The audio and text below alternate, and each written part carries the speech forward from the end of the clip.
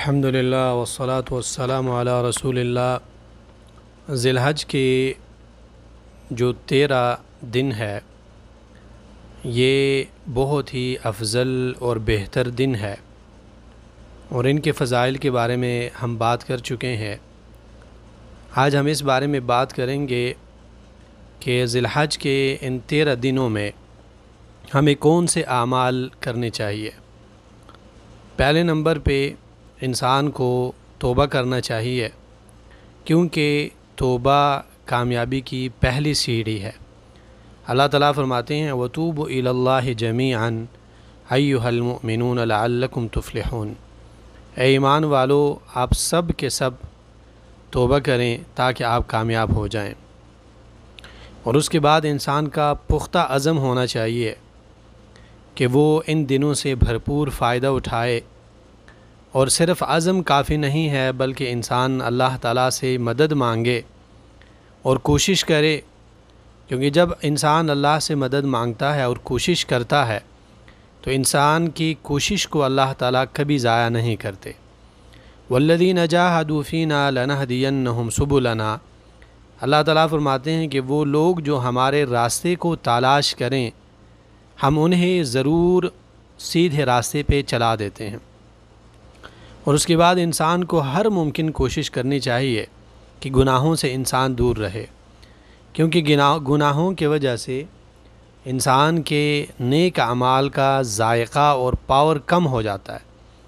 اور کبھی کبھار نیک اعمال کی توفیق انسان سے چھین جاتی ہے۔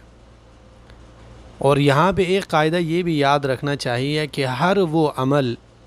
جو انسان عام دنوں میں کرتا ہے وہ عمل انسان ان دنوں میں بھی کر سکتا ہے، اور اس عمل کا ثواب ذی الحج کے دنوں میں عام دنوں کی نسبت بڑھتا ہے، جیسے امام ابن رجب رحمہ اللہ فرماتے ہیں۔ تو اس مناسبت پر انسان ان دنوں میں ہر عبادت کا اہتمام کرے، اپنی نیت خالص کرے، صلہ رحمی کرے، لوگوں کو صدقات دے،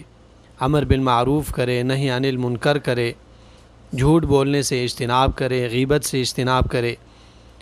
نماز با جماعت پڑھے، نوافل کا اہتمام کرے۔ یہ سارے اعمال انسان کر سکتا ہے،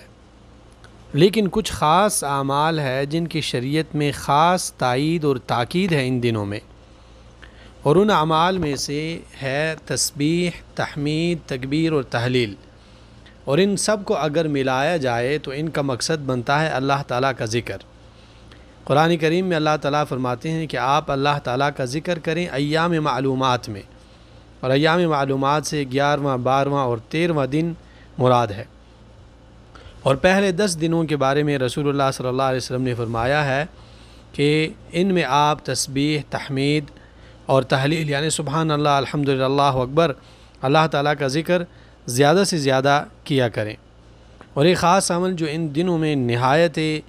افضل عمل ہے وہ حج ہے، بلکہ حج جو ہے وہ ان دنوں کے ساتھ خاص ہے، کیونکہ حج جو ہے وہ 9 عرفہ سے شروع ہوتا ہے اور ایام تشریق کے ختم ہونے کے ساتھ ختم ہو جاتا ہے۔ اور ان کے ساتھ ساتھ روزے بہت اہم عبادت ہے جس کی تلقین شریعت نے کی ہے کہ ان دنوں میں انسان کو روزے رکھنے چاہیے۔ حفصہ رضی اللہ عنہا فرماتی ہے کہ 4 چیزیں ایسی تھی جنہیں رسول اللہ صلی اللہ علیہ وسلم نہیں چھوڑا کرتے تھے: صیام و عاشوراء، عاشوراء کے دن کا روزہ، والعشر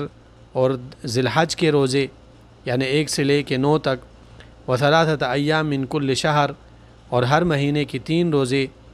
ورکعتین قبل الغدات اور 2 رکعتیں رسول اللہ صلی اللہ علیہ وسلم ہمیشہ پڑھا کرتے تھے۔ اور یہ حدیث جو ہے مسند احمد اور نسائی میں موجود ہے، اور بعض امہات المؤمنین سے یہ منقول ہے، جیسے ابو داؤد، نسائی، مسند احمد میں ہے کہ رسول اللہ صلی اللہ علیہ وسلم پہلے ذی الحج سے لے کے 9 ذی الحج تک یہ روزہ رکھا کرتے تھے، کیونکہ 10 ذی الحج میں عید ہے اور عید کے دن کا روزہ شریعت میں جائز نہیں ہے۔ اور ایک خاص عمل جس کا خاص اہتمام کرنا چاہیے ان دنوں میں وہ عرفے کے دن کا روزہ ہے۔ ذی الحج کا 9واں روزہ ان لوگوں کے لیے جو حج پہ نہیں ہوتے، جو حاجی جو ہے وہ عرفے کے دن کا روزہ نہیں رکھے گا، لیکن عام جو لوگ ہیں وہ عرفے کے دن کا روزہ رکھیں گے، کیونکہ رسول اللہ صلی اللہ علیہ وسلم فرماتے ہیں کہ عرفے کے دن کا روزہ 2 سالوں کے گناہ اس کے ذریعے معاف ہو جاتے ہیں، ایک اس سال کی گناہ جو سال گزر چکا ہے، اور ایک آنے والے سال کے گناہ وہ بھی معاف ہو جاتے ہیں، جیسے کہ مسلم میں یہ حدیث موجود ہے۔ تو یہ وہ خاص اعمال ہے